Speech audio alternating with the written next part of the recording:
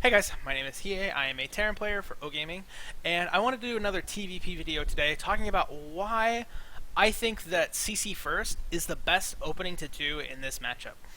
And we're also going to do another second part about how we deal with Phoenix Colossus.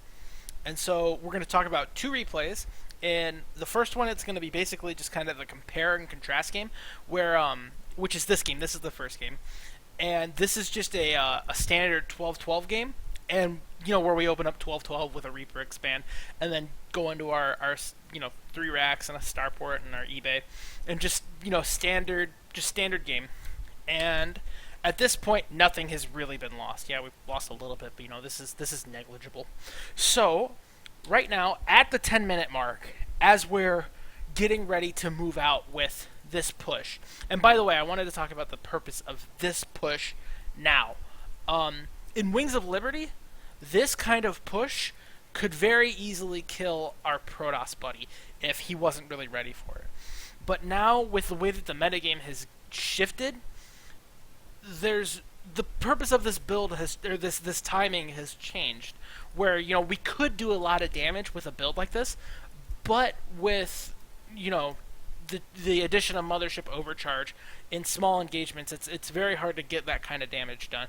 And Protosses have also just generally kind of gotten better with dealing with it, and also they're gonna have a Colossus ready to deal with it. This Colossus will pop out. So the purpose of this push isn't so much to do direct damage, as more of it is to deny this third.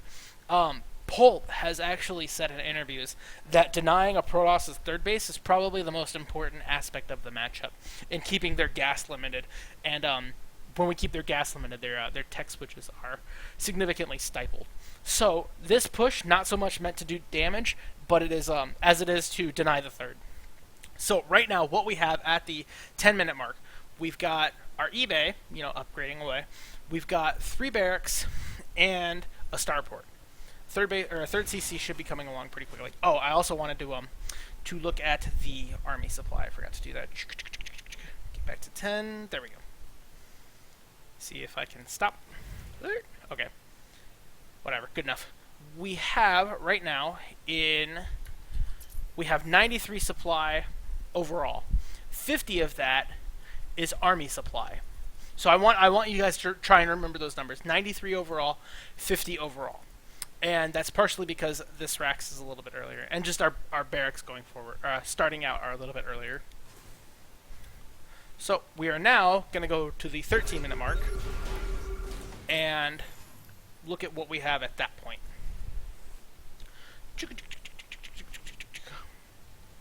And we will stop. Okay. The 13-minute mark to me is really important. This is kind of when Protoss is gearing up to take a third base. We've taken our third base, and we're kind of looking to get to grow our infrastructure more. At least when we do a standard kind of 12-12 build. So we have at the 13-minute mark, 5 racks finished, 3 more that are halfway done, and 2 starports.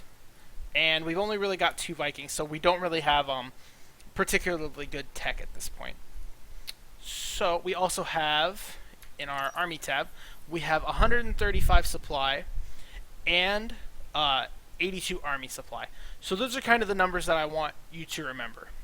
I have those written down on my second monitor, which is very handy. So we will leave this game and go into our second replay now, as I take a sip of my water.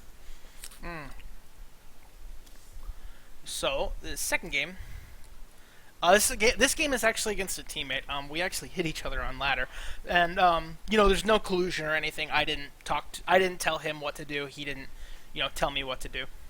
So in this game, we do open up with CC first, and we're gonna look at kind of the differences at, what do we have at the 10-minute mark and what do we have at the 13-minute mark, and the importance of that 10-minute push. And, just kind of how it changes the look of the 10-minute push, and how the push is a little bit smaller, but it still does the same job as when we open 12-12. Even though it's smaller, it still does the same purpose. So again, nothing, no real damage, units lost, no shenanigans, just kind of a straight up game.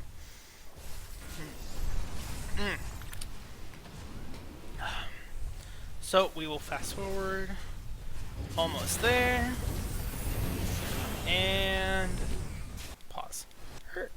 There we go. Okay, so at the 10-minute mark in our CC first game, we've got now 5 racks finished and producing, a starport, and +1 almost done, just like it was in the last game.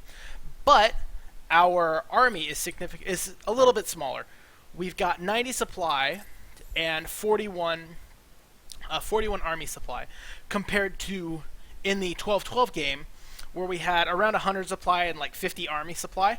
So we're a little bit smaller at this point, but remember, this army, this push, this 10-minute timing that we're doing both in the 12-12 game and in the CC first game doesn't have to do direct damage. We actually don't want to fight heads up with this army. We just want to be annoying and deny the third and just buzz around here and just try and keep him off of that base as long as we can. So we will now fast forward to the 13-minute mark. These also getting these 2 earlier barracks are very important. This will make our army larger in the long run, in the greater scheme of things, because it's not so important that we're bigger early because we can't do damage early. We need to wait for later when he's more spread out onto his third base and in a little bit less of an attacking position. So we will go to the 13-minute mark. Bum, bum, bum, bum. Now adding on more stuff.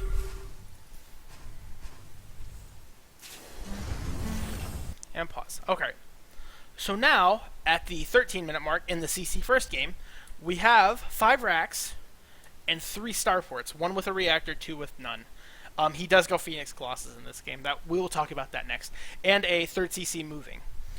In our unit tab, or rather our army tab, we have 144 supply compared to last game when we only had around 130, I believe, and 85 army supply. So we are significantly bigger at this point. Our upgrades are still pretty much the same, but our army is significantly bigger, and that's partially because of that's mostly because of getting these 2 barracks earlier, and also our tech is a little bit better because we are exceptionally committed to making Vikings. So the going for the CC first is more about getting that infrastructure up faster and not so much about getting this early army at 10 minutes bigger. We want to shoot for more of that mid game when our Protoss buddy is looking to take his third. So that's kind of the gist of the CC first. We want to get that infrastructure bigger, and then we can move out for a big 3-base timing with overcommitment to the current tech that he has.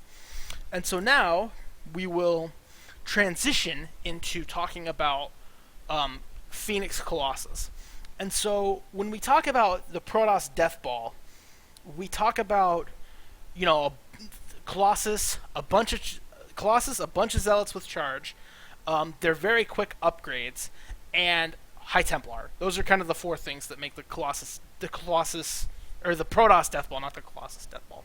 So all of these things require a whole lot of gas, as we talked about in our previous TvP videos. And so when a Protoss player is on 3-base, trying to